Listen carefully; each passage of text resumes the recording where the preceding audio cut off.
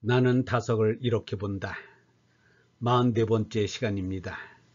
오늘은 다석의 사상소묘, 다석의 사상소묘라는 제목으로 말씀드리겠습니다. 다석 사상의 소묘, 앞에 1장에서 3장까지 해서 다석의 신론, 그리스도론, 인간론을 이야기한 바 있다. 여기서는 그의 사상을 다시 집약하면서 앞에서 미처 하지 못한 말을 덧붙이고자 한다. 다석의 신관, 다석은 하느님을 긍정적으로 표현하기도 하고 부정적으로 표현하기도 했다. 긍정적 표현의 대표적 사례는 하느님을 아빠, 아바디, 아버지라고 한 것이다. 그는 하느님과 우리의 관계를 부자 유친이라고 말하곤 했다. 다석은 부정적 표현을 써서 하느님을 공, 절대공, 허공, 태공, 태허, 태허공이라고 했다. 다석은 불교 중간론의 공사상, 노장의 무사상, 주렴기의 태극 무국사상, 장행거의 태호사상의 영향을 받아서 하느님에 관하여 말할 때 위와 같은 부정적 표현들을 즐겨 썼다. 유럽 그리스도교 신비가들도 이른바 부정신학을 선호했는데 이에 관해선 우리나라 석각들이 쓴 명저 2편을 참고하면 좋겠다. 정달용의 중세 독일 신비사상과 길희성의 마이스터 에크라트의 영성사상이 그것이다. 다석도 1956년 12월 15일자 다석일지에서 에카르트의 신비주의에 큰 관심을 드러낸 바 있다. 이처럼 다석은 하느님을 거론할 때 유아무 어느 한쪽으로 기울지 않고 균형을 잡으려고 했다. 좀 더 정확히 말해서 하느님은 아빠시다, 하느님은 전지전선, 전미전능하시다는 따위 긍정적 표현을 쓰되 끝에 가서는 말문을 닫고 침묵 중에 하느님을 흠모하고 숭배하는 경지에 다다라야 한다는 것이다. 모름지기 그리스도인들은 유아무 어느 한쪽으로 치우치지 말라는 중간 사상을 명심할 일이다. 있다고 하는 것은 상견에 집착함이며 없다고 하는 것은 단견이다.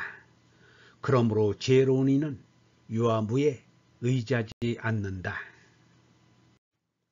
서양의 긍정신학의 식상한 이라면 다석에게서 긍정과 부정 두 가지 방법론을 익힐 일이다. 동방사상계에서 흔히 쓰는 부정의 방법을 선호한 다석에게서 한 수 배울 일이다. 가톨릭신 구상도 하느님을 공이라고 하면서 말씀의 실상 시편을 읊었다. 다석의 그리스도관, 예수는 하느님 아빠를 지극정성으로 섬긴 효자라고 다석은 단언했다. 마음속에 있는 하느님의 씨앗, 곧 하느님의 성령을 가장 잘 가꾼 분이 예수라는 것이다.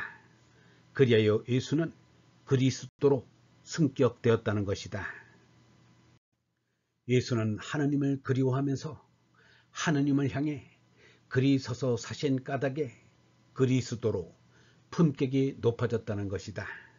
우리도 하느님이 우리에게 내리신 성령을 따라 하느님을 아빠로 섬기고 하느님 아빠를 향해 똑바로 서서 살면 누구나 그리스도가 될 수 있다는 게 다석의 그리스도관이다. 직립영성보다 더 적절한 표현이 있을까? 해를 바라보고 서 있는 해바라기에 빗대서 주 하느님을 바라보고 산다는 뜻으로 주바라기라고 할까? 다석에 따르면 예수와 우리는 본질적 차이가 있는 게 아니고 오직 영성의 정도 차이만 있을 따름이다. 정통 교리를 받드는 그리스도인이라면 다석의 파격적 그리스도론을 절대로 용납하지 않을 것이다. 예수를 하느님 자리에서 인간의 자리로 끌어내린 처사를 받아들일 수 없을 것이다. 그러나 다석은 그리스도론의 코페르니쿠스적 전환을 감행함으로써 그리스도교의 고질적 독선과 배탈을 한 방에 무너뜨렸다. 그리하여 타 종교인들과 허심탄회하게 친교를 도모할 수 있는 큰 길을 만들었다. 이른바 종교다원주의의 길을 활짝 열었다.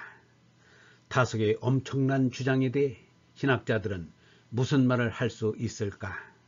1세기 그리스도인들은 한결같이 예수를 지켜 세웠는데 그를 보는 시각이 조금씩 다르다. 네 복음 작가의 예수관이 서로 어떻게 다른지 분명히 밝힌 명저가 최근에 우리말로 나왔으니 참고하기 바란다. 루돌프 시나켄부르크의 복음서의 예수 그리스도가 그것이다.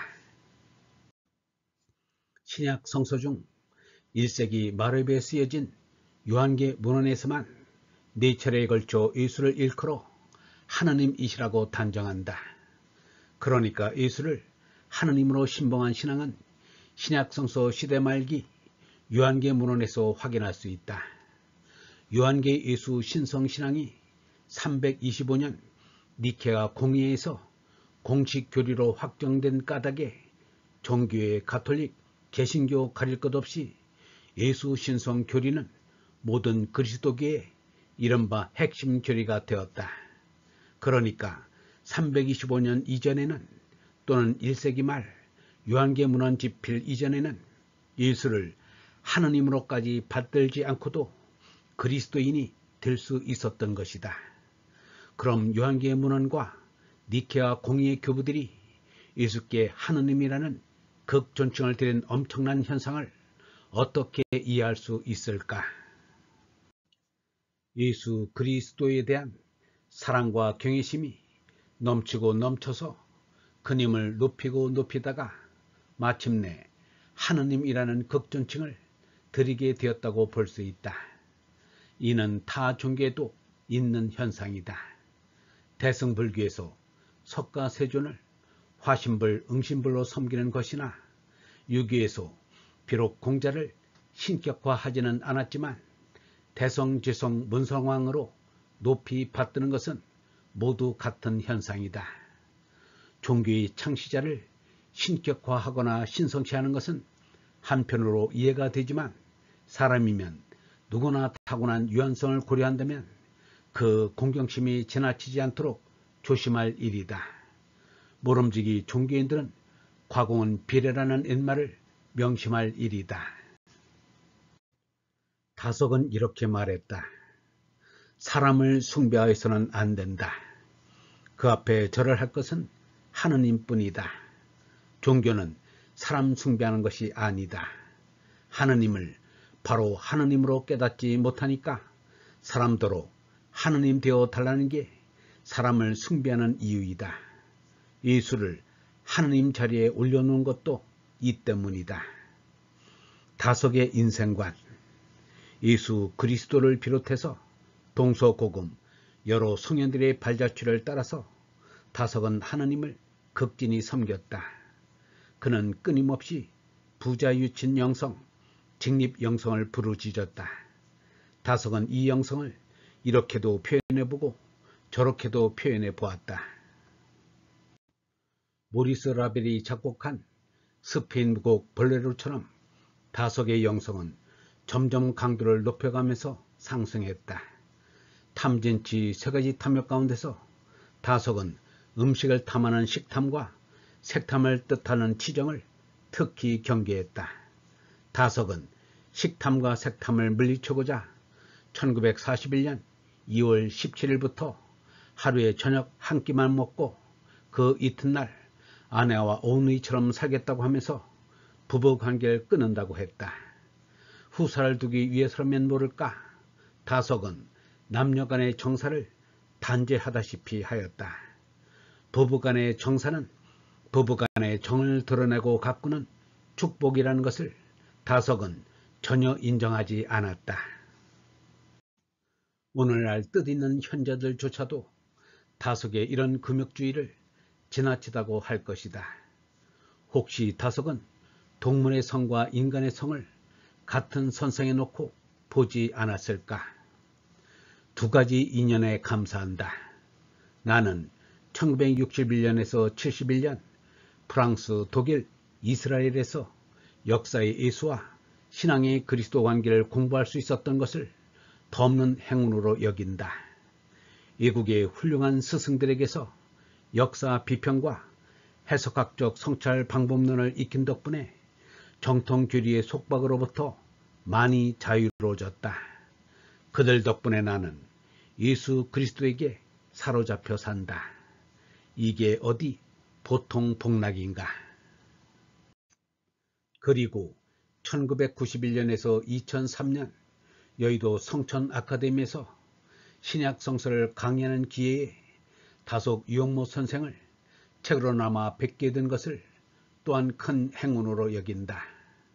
내가 역사 비평과 해석학적 성찰로 힘겹게 도달한 경지에 다속 선생은 동서구전 공부와 명상으로 훨씬 빨리 훨씬 높이 올라섰던 것이다.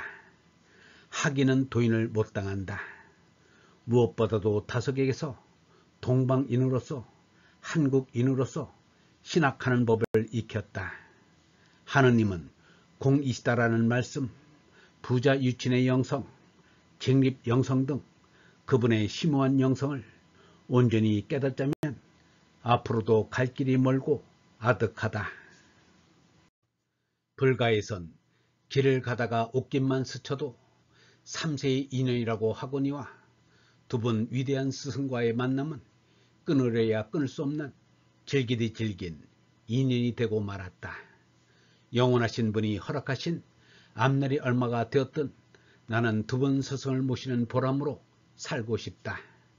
예수와 다속은 기성 종교 전통의 속박을 미련 없이 떨쳐버리고 하느님 아들의 영광스러운 자유를 쟁취하셨다. 두 분은 하느님 아빠를 깊이 깊이 깨닫고 맑게 맑게 드러내셨으니 지행합일의 화신이다. 영성신학원 다속 아카데미의 하늘소리였습니다.